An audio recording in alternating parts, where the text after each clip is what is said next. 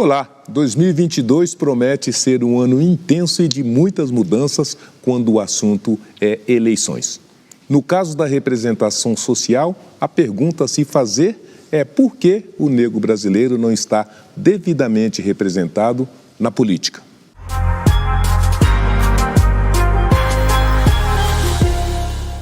Para conversar com a gente, temos aqui no estúdio a professora doutora Eunice Prudente, professora da Faculdade de Direito do Lago São Francisco, ex-secretária de Justiça do Estado de São Paulo e atual secretária de Justiça do município de São Paulo.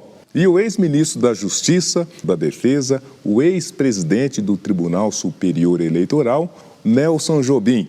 Obrigado pela presença, doutora Eunice Prudente. Seja muito bem-vindo, ministro Nelson Jobim. Antes de começarmos a falar de eleições e representação do negro no Congresso, gostaria de chamar a atenção do público para alguns números. Na Câmara dos Deputados, dos 513 parlamentares, 24% são negros. E no Senado Federal, dos 81 senadores, 4% são negros. Ou seja, uma verdadeira exclusão da participação do negro na vida política nacional. Ministro Jobim, por que é que nós temos essa distorção, essa defasagem, essa não presença do negro no sistema político brasileiro? Olha, tem que olhar o problema dos estímulos. O nosso sistema eleitoral faz a distribuição das vagas na Câmara de Deputados por estados. Sim. E aí, quando há uma votação no estado, a eleição, soma-se todos os votos válidos e divide-se pelo número de vagas correspondentes ao estado. Aí você tem aquilo que chamamos de quociente eleitoral. No entanto, o partido que receber mais votos vai conquistar mais vagas. Estão eleitos os primeiros mais votados do partido correspondente ao número. Se elegeu 17, são os 17 primeiros da legenda.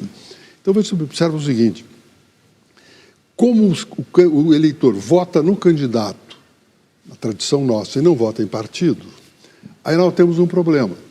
Os diretores, enfim, a burocracia do partido precisa obter candidatos que produzam votos, para que esses votos representem uma conquista de maior número de vagas. Então, mas, professora Eunice, o ministro está dizendo que nós temos um problema, né? E o problema final, ainda que consideremos o consciente, consideremos a escolha, ou ao fim o que temos é a não presença do negro. Concordo plenamente com o ministro Jobim, porque realmente esse sistema eleitoral proporcional não está proporcionando realmente uma democracia entre nós. Na própria burocracia do partido, nós já sentimos a falta da diversidade. Observem como eles procuram artistas muito populares, queridos, esportistas, e levam para os seus partidos. Aí produzem um número significativo de votos. Então, esse sistema eleitoral proporcional precisa de todos os cidadãos,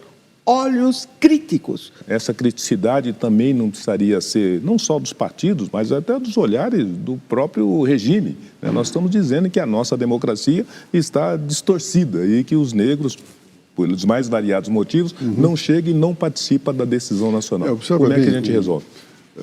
Negros que chegaram à Câmara, por exemplo, eles não chegaram porque eram negros. Sim. Eles chegaram porque tinham algum prestígio em algum lugar, em alguma situação. Inclusive, como diz a professora, quando você vai procurar um artista, porque o artista colhe votos para a legenda do partido, se ele for negro, ele não está sendo escolhido porque é negro, ele está sendo escolhido porque é um artista que colhe votos para o partido. Ou seja, não tem estímulos para esse tipo de coisa. Nós temos que alterar o sistema eleitoral, porque se não alterar o sistema eleitoral, nós vamos continuar repetindo a mesma coisa que você anunciou agora. E lembrando bem que nós estamos num caminho do crescimento da preocupação em relação ao problema do negro. Sim. E aí você tem uma série de políticas alternativas, ou melhor, uma série de políticas afirmativas que levam a trazer o negro para junto à sociedade. Mas você tem um problema sério. Agora, professor Eunice Prudente, tem um trabalho para ser feito por todos nós brasileiros, mas é óbvio que a não presença do negro ela produz, né, um rosário de malefícios e danos até para a democracia, até para a república, para a sociedade como um todo. Como é que esse tipo de discussão precisaria ser conduzida, sobretudo no nosso Congresso? Bom, valorizar mais a informação, a educação, a transparência, ter também um olhar crítico sobre o financiamento das campanhas. E nós, os negros, integramos as famílias trabalhadoras, as famílias pobres desta república. Então, muito difícil obter o tal financiamento. E uma das questões é justamente essa. Ao final, se são 56% dos brasileiros, por que os negros não elegem, né, os 56% dos brasileiros? Será que existe qualquer tipo de preconceito, alguma restrição? Vamos ver o que o povo diz nas ruas. Não me sinto representado na política. Falta isso, uma representação preta, né? Mas eu votaria em um candidato negro. Eu acredito que como uma mulher negra ainda tem muito a ser feito. Muito pouco o número que a gente está vendo lá dentro. São poucos, né? Que inclusive são subrepresentados atualmente. Então eu não votei em uma pessoa negra em específico, porque eu acho que tem poucas pessoas. Eu votaria sim em candidatos pretos. Não tenho nada contra, se tiver eu voto. Eu votaria. Até mesmo para a gente poder dar continuidade, tanto em projetos como a própria cota racial. Quem é negro de verdade sabe a luta que é para estar presente em todas as causas sociais e que pra gente é um pouco difícil, mas é necessária aquela luta.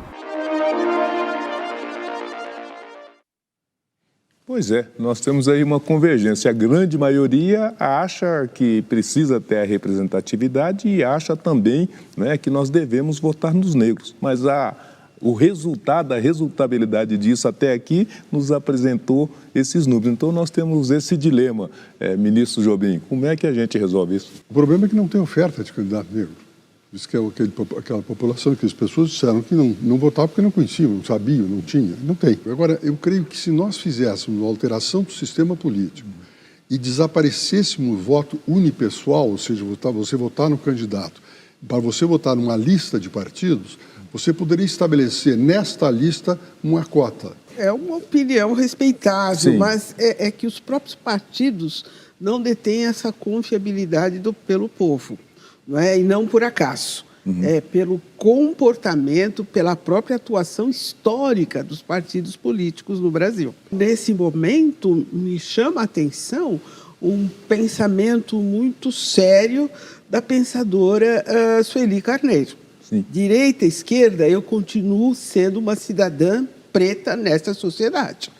Então, realmente, né, os partidos políticos não têm demonstrado esse interesse de integração, né, e de respeito à própria diversidade. E quando são obrigados pela própria lei, como notamos na eleição anterior, vejam o que ocorreu com candidaturas femininas, por exemplo. Mas, professor, ainda retornando àquele item da nossa discussão, a senhora acredita que negro não vote em negro? Acredito, sim, e por devido que à questão da autoestima. A pessoa passou a vida inteira discriminado e sendo-lhe apresentado como heróis, quem na verdade não era, não é? Então, os heróis são brancos, são europeus. Então, não houve aqui nesse Brasil grande uma revolução de descolonização. Ainda temos um comportamento muito colonizado, portanto europeu, portanto branco. Então, as decolonialidades, né, como nos ambientes universitários se discute tanto, elas se fazem necessárias, sim. A senhora está falando da importância e da necessidade da autoestima. O ministro está dizendo que um dos caminhos seria aumentar a oferta de candidatos negros. Como é que a gente junta as duas coisas, ministro? Não são excludentes. Não são excludentes. Não são. Só eu acho que para ter impossibilidade de oferta de candidato negro no mercado eleitoral, você precisa ter um espaço obrigando os partidos a fazer, senão não vão fazer.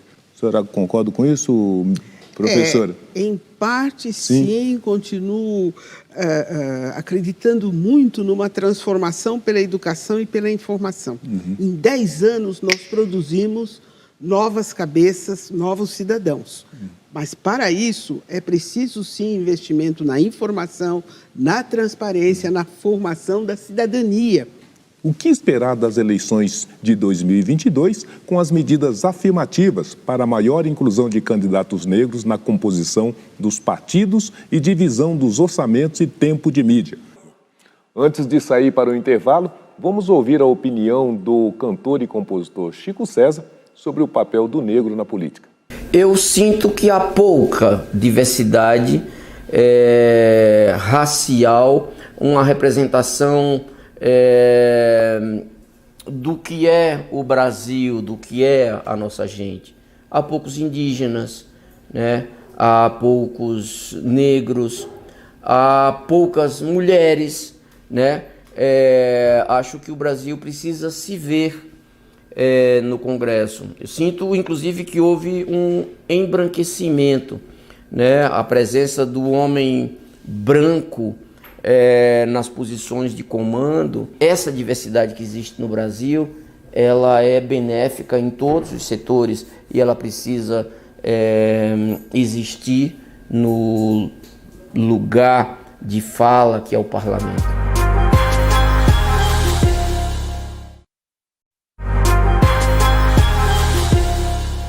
De volta com o programa Negros em Foco, hoje nós estamos debatendo o tema qual o papel do negro na política brasileira. Aqui no estúdio nós estamos recebendo a professora doutora e secretária de Justiça do município de São Paulo, a professora Eunice Prudente. E o ex-ministro da Justiça, da Defesa, o ex-presidente do Tribunal Superior Eleitoral, Nelson Jobim. Doutora Eunice, ministro Jobim, as eleições de 2022 serão um palco de mudanças no sistema eleitoral. Vamos entender um pouco mais sobre elas? 2022 terá a primeira eleição geral com cotas raciais, acompanhando as já existentes cotas de gênero. Os partidos terão que destinar recursos do fundo eleitoral de maneira proporcional à quantidade de candidatos negros e brancos. O tempo de propaganda eleitoral gratuita na TV e no rádio também deverá ser proporcional ao total de candidatos negros e brancos na sigla. Doutor Eunice, ministro Jobim, atualmente os negros votam em brancos, né, mas essas novas regras que estão sendo estruturadas, medidas afirmativas, deverão resolver um dos problemas que nós estamos debatendo. Nós estamos falando do papel das instituições. E aí eu lembro, ministro Jobim, do papel, sobretudo, do Supremo Tribunal Federal nessas transformações que nós estamos vendo de ampliação da presença do negro na política, né? Nós nos lembramos que a primeira cota do nosso país foi assinada pelo presidente do Supremo, Marco Aurélio Melo, que naquela oportunidade instituiu 20% de cotas para negros nos cargos de jornalistas. Vimos também que o Supremo Tribunal Federal teve um papel decisivo na condução das cotas. Mesmo agora, o Tribunal Superior Eleitoral instituiu uma comissão de igualdade racial. Então, me parece que esse conjunto de coisas ajuda a gente a dar um salto para o futuro. O senhor foi presidente do Tribunal Superior Eleitoral. Naquela época não era possível, não tínhamos ambiente para conduzir dessa maneira e nessa direção? Naquele momento nós não tínhamos ainda a discussão de cotas e não tínhamos ainda estrutura para isso. Começou a se preocupar com isso através da decisão do Marco Aurélio, que começou a empurrar isso para frente. E depois veio o Lewandowski, enfim. Agora, a situação eleitoral, nós precisamos fazer uma coisa incremental, ou seja, estabelecer que os partidos têm a obrigação de oferecer, de ter nas suas listas candidatos negros. Sim. Veja bem, brasileiro negro, sim, não negro brasileiro. Candidatos. Não, é porque para se estabelecer que todos são iguais. Vai ser o primeiro momento, ou seja, a oferta de candidatos, vagas maiores nas listas, etc. Depois vem um outro momento, que é o momento do eleitoral. Aí vai depender da relação do candidato com o eleitor, já que o eleitor vota em candidato, sim, e não vota em partido. Então, vai ter que ser um trabalho muito forte da comunidade negra, inclusive, de apoio para esse setor, senão não vai avançar. Eu me recordo que essa medida que o ministro Jobim está citando, do ministro Edson Fachin, né, mas primeiramente do Lewandowski, que recebeu, do Edson Fachin, que recebeu, né, uma reclamação da então deputada Benedita da Silva, e por conta disso ele dividiu, né, as verbas partidárias para que atendesse mulheres negras e mulheres brancas. Isso foi uma primeira medida que, em seguida, agora o Congresso regulamentou. Então, a gente está aqui enfatizando, porque vocês estão dizendo que sem as instituições juntar-se nesse esforço, nós não vamos para lugar nenhum. Perfeito. Como é que a senhora acha que podemos, então, aprimorar e aprofundar? Essa comissão do TSE é importante? Eu chamaria a atenção, caríssimo, para uma estrada que foi asfaltada. Mas agora precisamos, né, investir, cuidar da formação das próprias lideranças, né, populares, e todos os eleitores, e sobretudo os jovens, vejam, há adolescentes votando. Então, todos precisam conhecer esta realidade para não acontecer de novo o que, infelizmente, alguns partidos já fizeram: descumprir a lei, desvirtuar as medidas especiais, as ações afirmativas. Aliás, quem faz a construção e mudanças de lei é o Congresso. O Congresso não instituiu cotas até hoje e o Congresso também não fez essa mudança. O que é? Qual é a dificuldade? O Congresso faz uma coisa, mas pensa outra? Aí, no caso, tem que haver pressão. Tem que ter pressão. E quem faz a pressão? As ruas? As ruas, mas aí tem que ser as próprias entidades, ou seja, as próprias associações, porque falar pressão da rua é muito abstrato. E a rua aqui são divididas em 27 estados, né? Sim. Ou entidades federais. Aí não dá para pensar de que porque as eleições são estaduais, vejam bem. A única eleição nacional é a eleição para presidente da República. Sim. O resto tudo é eleições nos estados, Senado, Câmara, governador, etc, etc. Então tem que haver um movimento, digamos, de apoio a exatamente esses candidatos negros. Senão vai acabar acontecendo o que ela disse. Vamos cumprir? Cumprimos. Bota lá o número X e...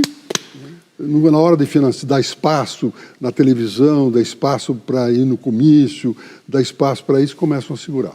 Vamos ouvir o que nos disse Pedro Borges, jornalista fundador do Alma Preta, sobre a representatividade do negro na política. Eu não me sinto representado por essa conjuntura, por essa formação do legislativo e nem do executivo brasileiro. Para além da gente ter uma baixa representatividade de pessoas negras, a gente vê uma total ausência de um projeto político que tente pôr um fim às desigualdades sociais, raciais e de gênero do nosso país, que ao fim transformem a realidade brasileira para aquilo que a gente quer: uma sociedade mais justa, igualitária e que não tenha o racismo e toda essa opressão sobre a população negra. Professora, e quem é que vai fazer então essa pressão? As lideranças. As lideranças, mas os negros de novo? É isso aí. Os negros, e os brancos não têm que fazer parte desse esforço? O racismo é estrutural e é política e nós precisamos de todos. Sim. Né? Então, muito importante que temos lideranças brancas compromissadas com direitos humanos e tal, atuando conosco. Não há dúvida, mas será principalmente o movimento negro, com a presença significativa das mulheres negras, né? Bastante atuantes. E dentro disso, uma das medidas importantes, que ao mesmo tempo confirma e desconfirma essa inação, né, das instituições, é essa legislação, então, que disponibiliza, né, para o partido que estimular a candidatura negra um acesso em dobro ao fundo partidário.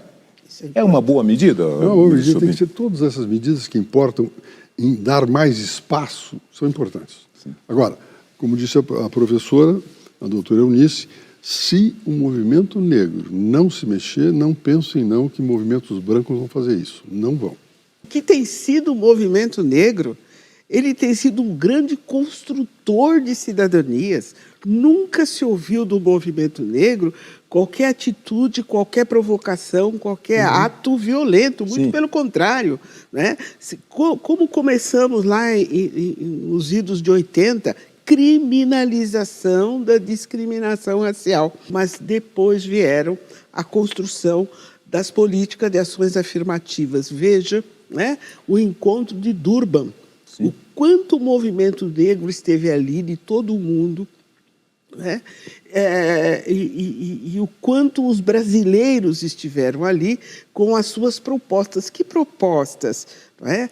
As medidas especiais, como dizia a ONU, as políticas de ações afirmativas na educação, na formação de pessoas. Então, o movimento negro vem construindo pacificamente, né? E paz não é passividade, muito pelo contrário, ele é muito ativo, mas ele vem pacificamente nos termos de um Estado democrático de direito para construir esse país. Então, mas é isso que nós estamos enfatizando, e é isso que nós estamos estabelecendo. Então não vai demorar uma geração, não. Agora vai ser bem mais rápido, tenho assim certeza. Não, mas precisamos de todos e precisamos entender que esse é um problema dos brasileiros, não é dos negros brasileiros, né, como bem estamos estabelecendo. De toda maneira, ministro, pouco ou muito construímos alguns caminhos. E o que se coloca como desafio para todos nós agora, como é que a gente pavimenta essa estrada? Como é que a gente consolida essas poucas, mas importantíssimas medidas? Como é que fazemos isso, ministro? É a pergunta do milhão?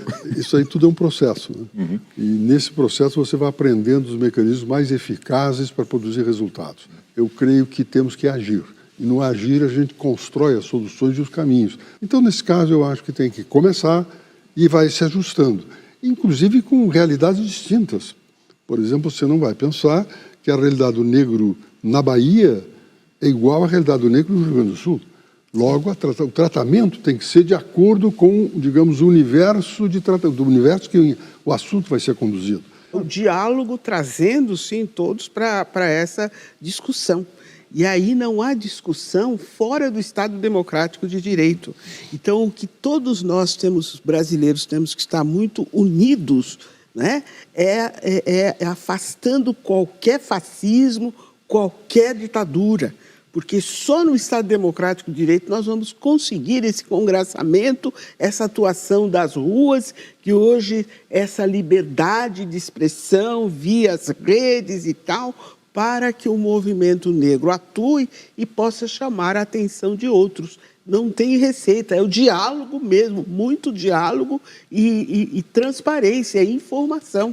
Agora, ministro, tem uma contradição que a gente não se debruçou para entender, porque nós estamos dizendo que as instituições são importantes, nós estamos dizendo que os partidos políticos são a priori refratários a essa agenda de inclusão dos negros, e nós estamos dizendo que, ao final, esses partidos políticos e esse Congresso entregou cotas desde as universidades para negros, passando pelo próprio Poder Judiciário e até nas Forças Armadas. Então, como é que foi possível fazer uma intervenção dessa amplitude e profundidade com um Congresso reativo e a gente não consegue avançar para colocar os negros dentro das estruturas dos partidos?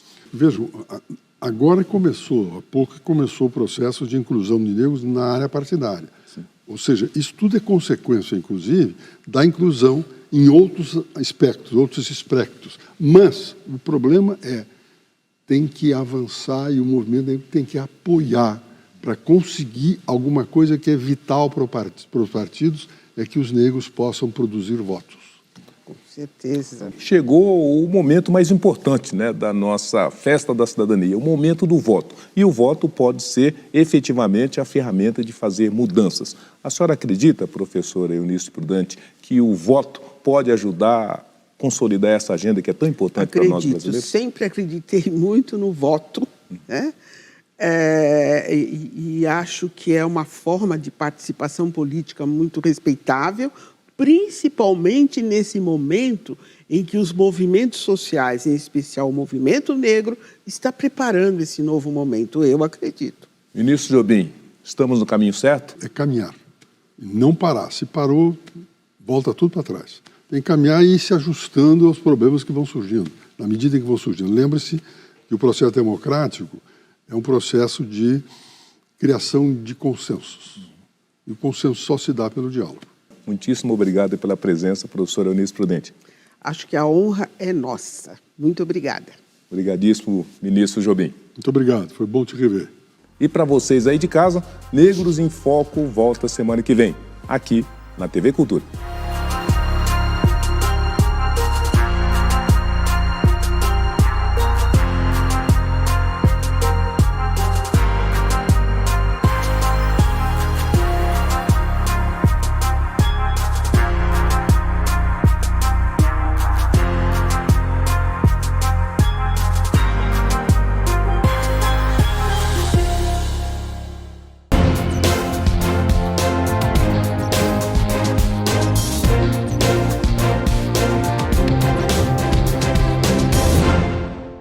Chegou a sua vez, chegou a sua hora de mudar a sua história. Inscreva-se no vestibular da Universidade Zumbi dos Palmares, num ambiente onde você tem vez e voz. E tem mais. Bolsa de estudo de até 100%. 100% nos cursos de publicidade e propaganda e inglês gratuito.